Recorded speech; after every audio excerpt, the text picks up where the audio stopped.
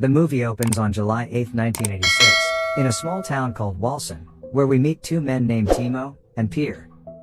They are currently in Pierre's apartment, watching a video of a young girl. Afterward, they get into his red car and leave the house. They soon notice a young girl named Pia passing by on her bicycle, which prompts Pierre to come up with an idea. He reverses his vehicle and begins following her through a remote wheat field. After ensuring that no one is around, Pierre gets out of the car, but Pia quickly realizes that the man is about to harm her. Unfortunately, he catches up with her and begins assaulting her in the wheat fields. Meanwhile, Timo is horrified by what's going on. It is evident that he doesn't condone any of this, but he also does nothing to stop his friend. He picks up the girl's headphones, which had fallen to the ground. Once Pierre's finished, he apologizes to Pia, but she starts hitting him frantically, so the psycho hits her with something to keep her quiet. But, moments later, Pierre realizes that the girl is dead, and begins to panic. He asks Timo for help, but the latter becomes terrified and just returns to the car. Pierre thus puts the girl's lifeless body in the trunk, and throws her bicycle into the wheat field. The two then drive away from the scene, but not before Pierre asks Timo to throw out the headphones. A few days later, we notice several children playing in a park, where Pierre works as a caretaker. He is thoroughly cleaning his car when he notices Timo in the distance, carrying his backpack. Pierre attempts to approach him, but Timo immediately boards a bus and departs. It appears that the man is traumatized by what he witnessed and wishes to escape this place.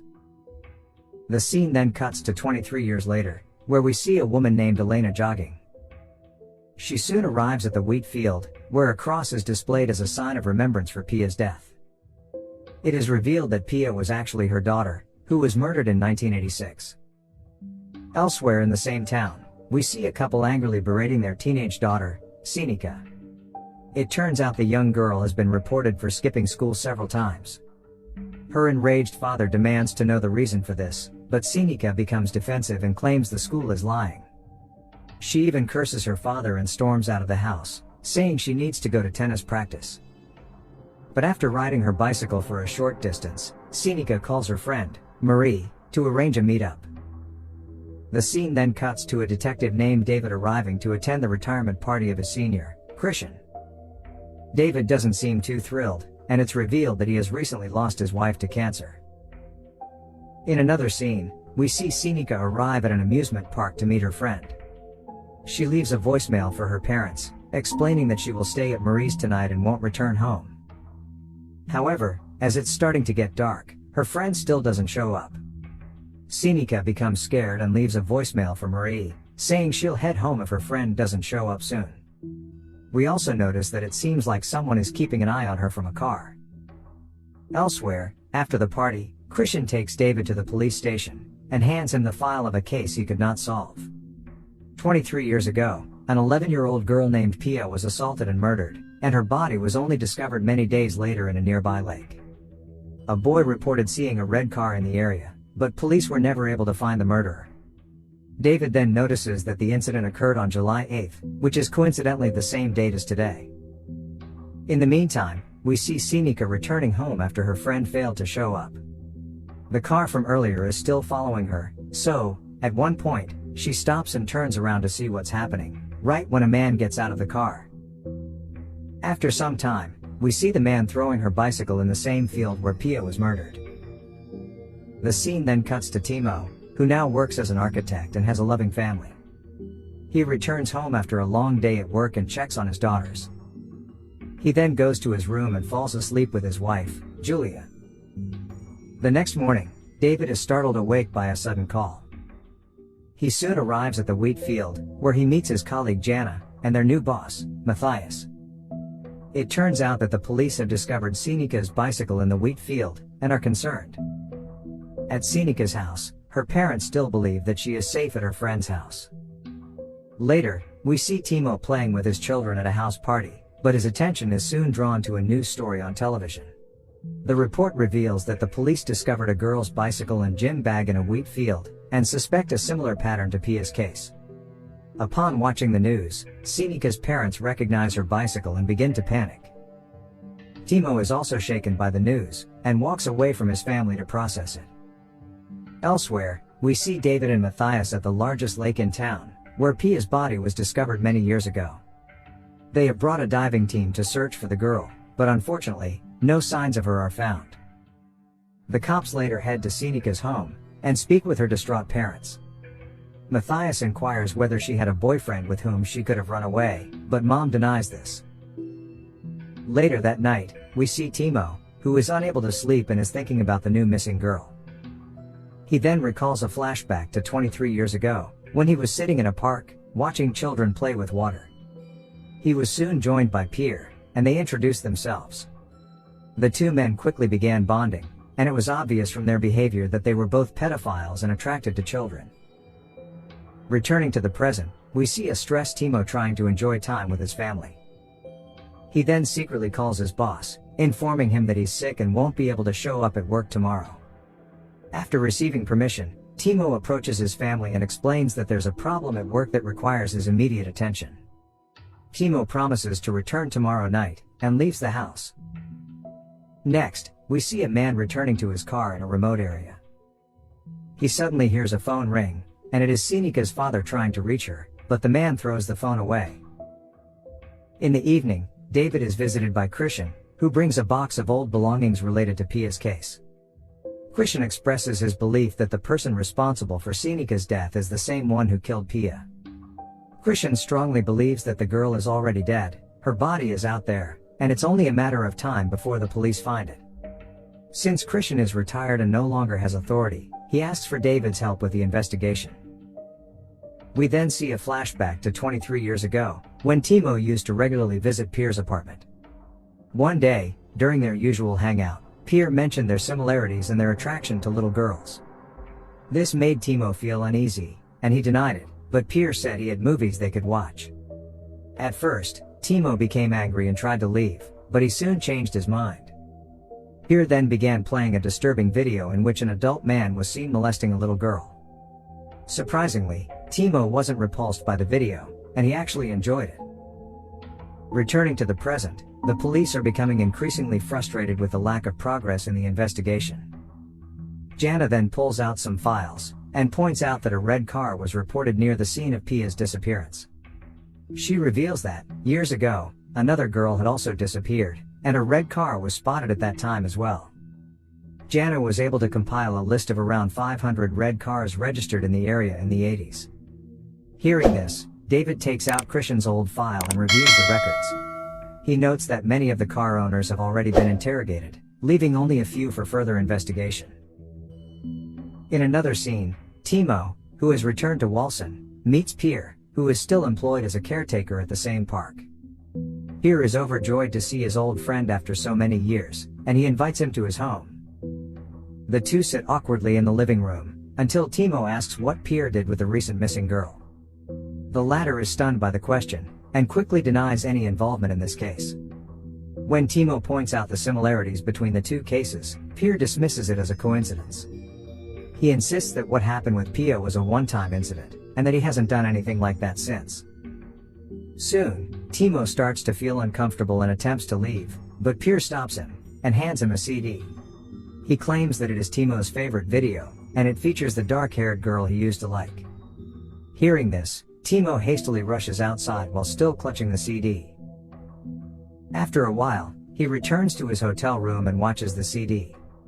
It turns out to be the same disturbing video he saw 23 years earlier, and it immediately turns him on. But after Timo pleases himself, he feels immense shame and breaks down in tears. The scene then cuts to a flashback to that fateful day in 1986, when Timo was waiting in the car while Pierre was disposing of Pia's body in the lake. The next day, Timo returns to the park and sits on a swing while chatting with a child. At this point, Pierre approaches him and invites him to his apartment to watch a movie. Timo reluctantly agrees and follows him. However, as they approach the house, Timo is overcome with shame, and runs away from there. The conflicted man then goes to the police station and decides to confess everything. But when the time comes, he cannot bring himself to do it, and changes his mind. Next, Timo goes to the wheat field and stares at it for a while.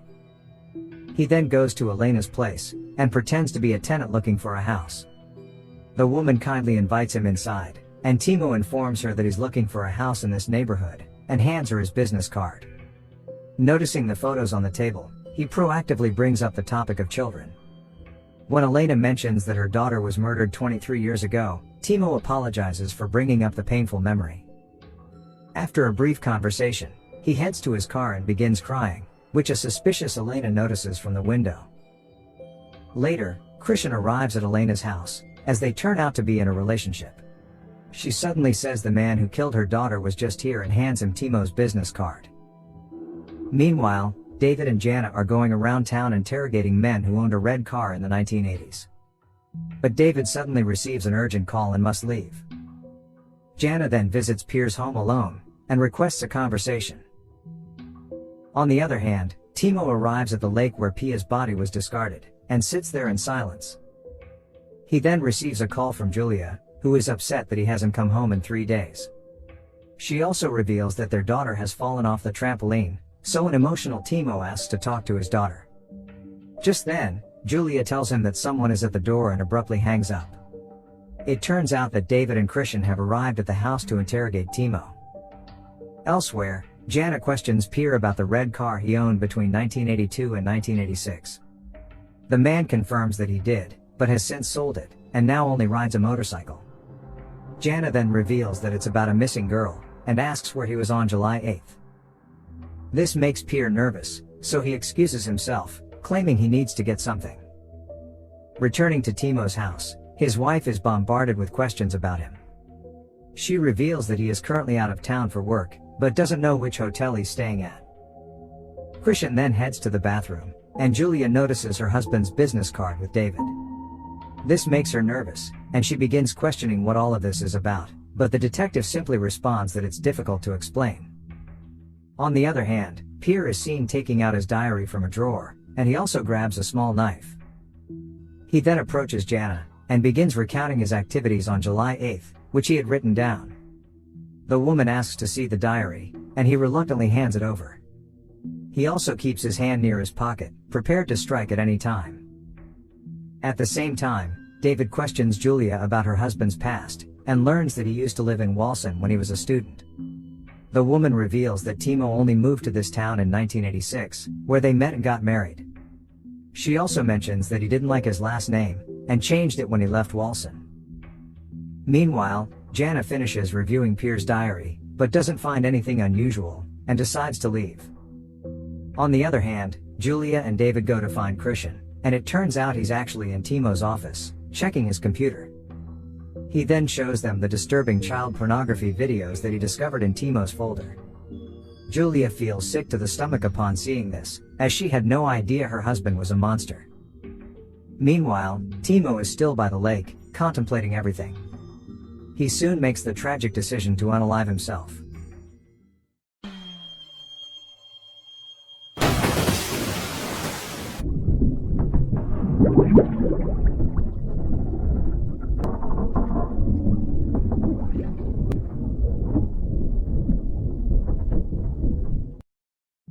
Sometime later, police officers arrive at the scene, and lift the car along with Timo's lifeless body. This makes Christian feel accomplished, and he believes that he has finally solved the case. Various news reports quickly spread, revealing that the perpetrator in Pia and Senika's cases has been identified after many years.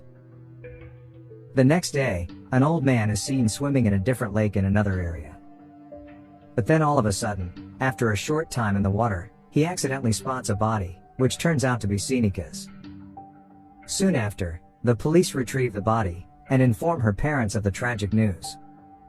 Later, while her parents are in the autopsy room, David reviews the evidence and comes across a picture of headphones that belong to Pia. He then listens to the audio from a boy who was an eyewitness at the time. The boy had mentioned that the headphones were thrown from the passenger window of a car. This reveals that there was more than one person in the car, and Timo was not working alone. Following this, David immediately approaches his boss, and reveals that there was another person in the car, who is still free. However, Matthias dismisses this as a ridiculous theory, because Timo's DNA matches the one found on Pia's headphones. The man was a pedophile, and even changed his last name, hoping no one would catch him. However, David is even more confused when he discovers that Seneca was killed, but not assaulted.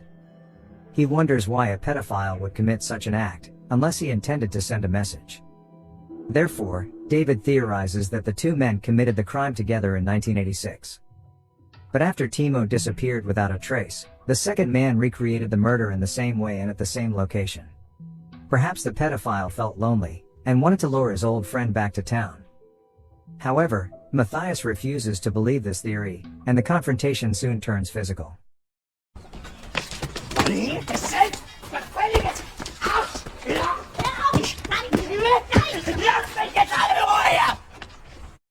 As a result, David is suspended from his job. In the final scene, a car enters a garage, and we notice that it's the same one Seneca's killer was driving. Pierre steps out of the car, revealing that he is once again the perpetrator. He then hands over the keys to a neighbor woman, with whom he had borrowed the vehicle. The woman is reading a newspaper, and informs him about Timo, a suspected pedophile who took his life. Upon learning this, Pierre is devastated, as he never wanted his friend to take his life because of his actions. The movie then ends with the sick man returning to his apartment, and grieving over the loss of his friend.